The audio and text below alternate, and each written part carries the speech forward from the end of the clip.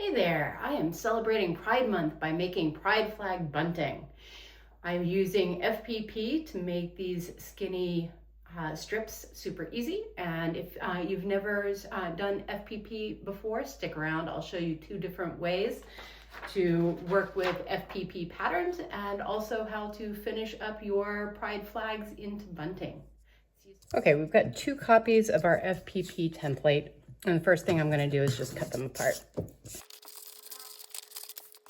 Now, I wasn't too careful to cut right on the line because I'll make a more precise cut later with my ruler.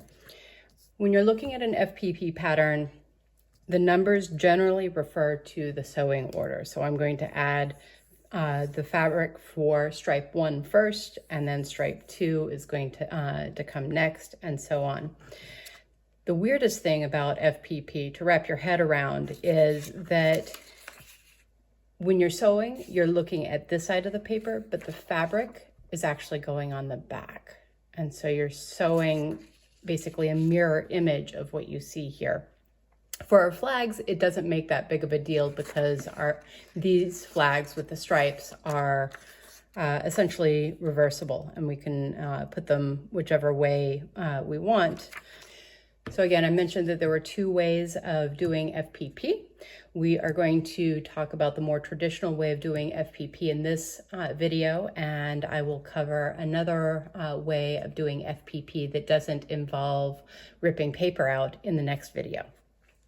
So in this flag, I'm doing the one of the versions of the Progress Pride flag, or the more inclusive Pride flag. So I'm going to start with black fabric here, and I'm just going to cut it more than long enough for the width of the quilt.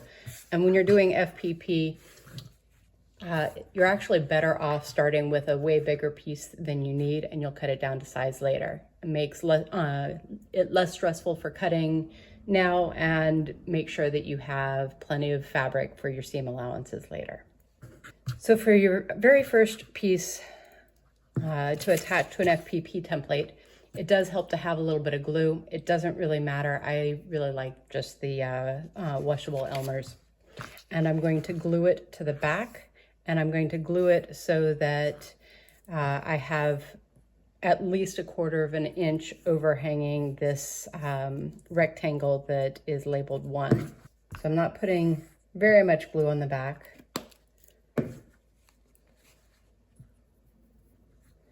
And I'm being generous with my placement, and I can go and iron that to set the glue.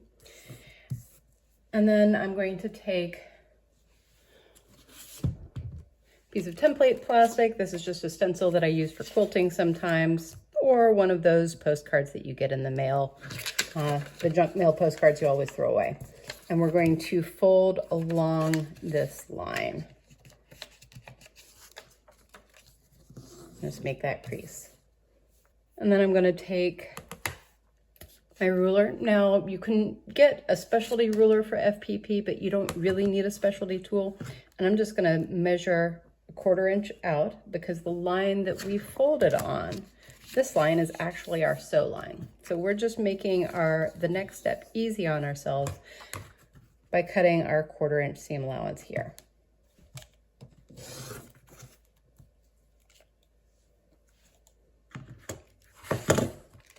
And then we get our next piece of fabric.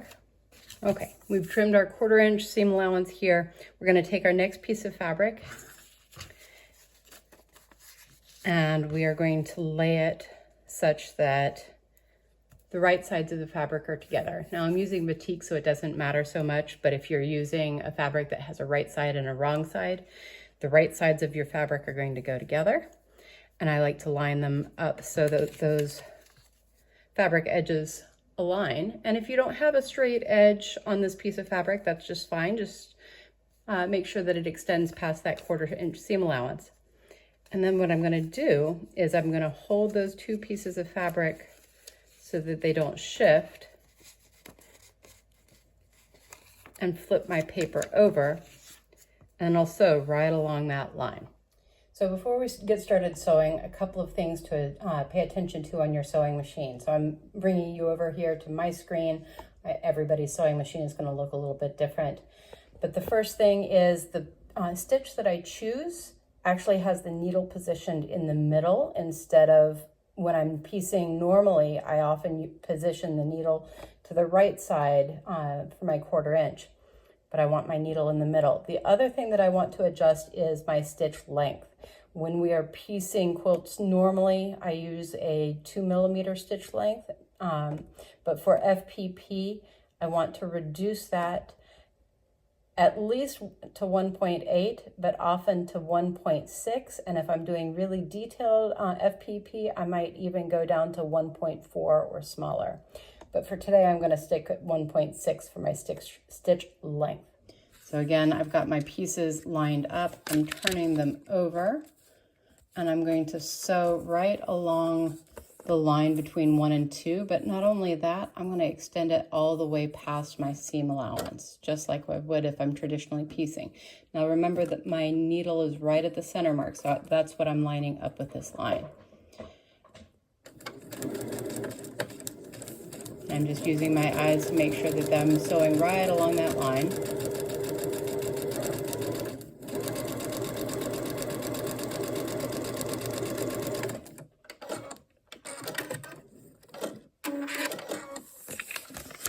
And now we're going to go over and press this seam. Time to press that first seam. Now, one of the benefits of using FPP is the extreme precision that you can get with this method. And to get all that precision, you really need a good press. And I usually follow that with my clapper as it cools. And that just makes sure that the seam stays nice and flat.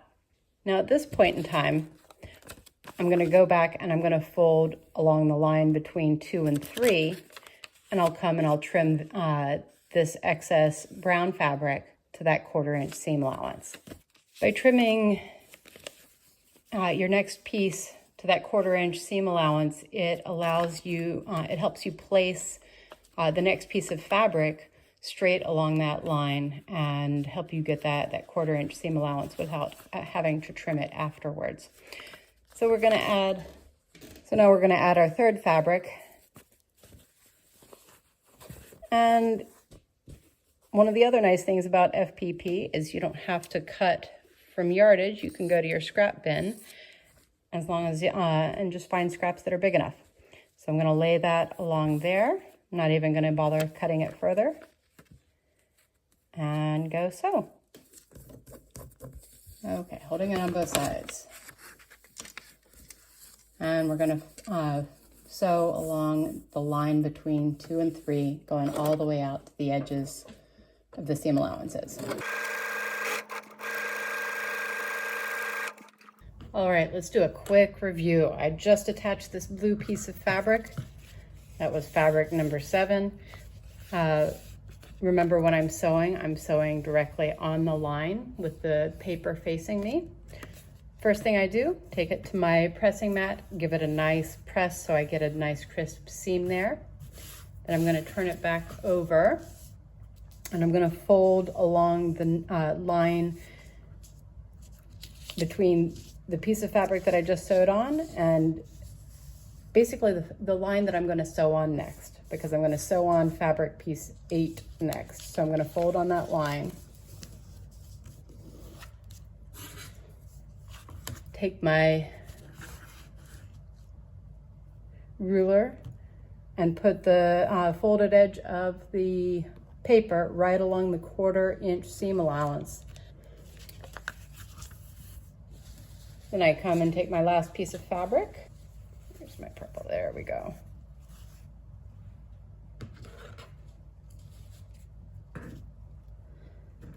And I'm not being terribly precise, just cutting it. This piece just came out of my scrap bin, probably needs a good press. And then I'm going to line a straight-ish edge up along that edge and turn it over and sew my last piece on. All right, so we've finished the sewing part. Now we get to remove the paper. One of the nice things about doing the more traditional method of FPP is not having to worry about the paper shifting on your fabric. Because you're securing it with every single seam.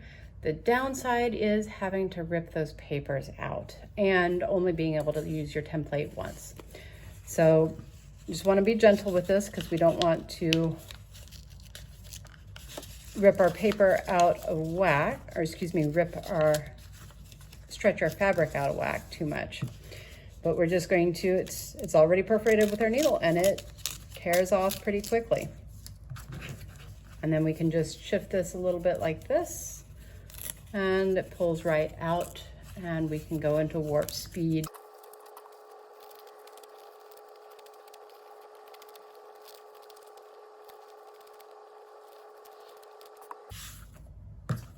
And you know what I forgot to do? You're supposed to do this before you remove it from your paper, is cut along that seam allowance line on the outside of your template. So do as I say and not as I do. Luckily, I know that these need to finish at 3.5 by 5, and I will trim it like that. Lucky me, I had a second one that I finished. So before you take the paper off, the outside line that you generally see on an FPP template, that's your seam allowance line. You want to cut along that line first before you remove the paper from it.